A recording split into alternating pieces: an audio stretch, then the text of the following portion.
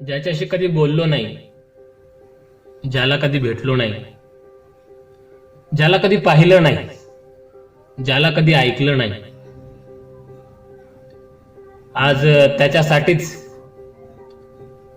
आपसुकत डोळे भरून आले, मन धायमोकून रडू लागले.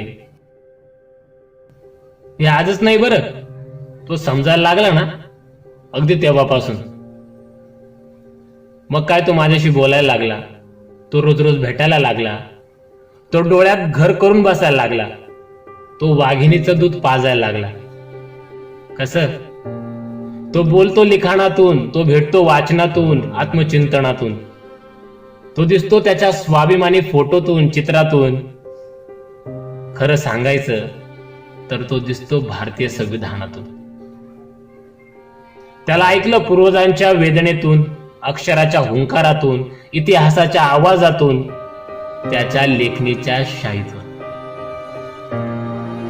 त्याचं आमचं काही रक्ताचं नातं नव्हतं, त्याचा आमचा काही संबंधच नव्हता, पण तो शिकला आमच्यासाठी, तो लढला आमच्यासाठी, तो रडला आमच्यासाठी, तो लढला माणूस म्हणून माणसासाठी आणि महामानव झाला.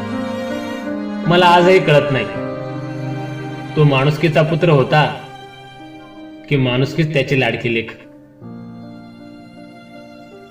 ते काहीही असो, त्याने आमच्यावर अगदी जीवापाड खरं खुरं प्रेम केलं. त्याने आम्हाला बुद्ध परिसराचा स्पर्श दिला नव्हे, आम्हाला बुद्धाच्या ओटीतच टाकलं आणि आम्हाला केलं स्वयंप्रकाशित. आज आम्ही जे काही कमावलं ना ते सगळं त्याचंच आहे, अगदी आमचं अस्तित्वही.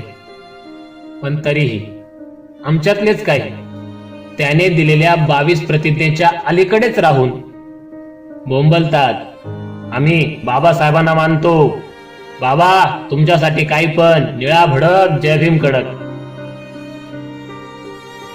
त्यांनी कोकलू दे काही पण, मी मात्र काळोखाच्या गर्भात घुसून उजेडाला सांगत राहील, बाबासाहेबांना मानणं महत्वाचं नाही रे, बाबासाहेबांना जाणणं अति महत्वाचं आहे.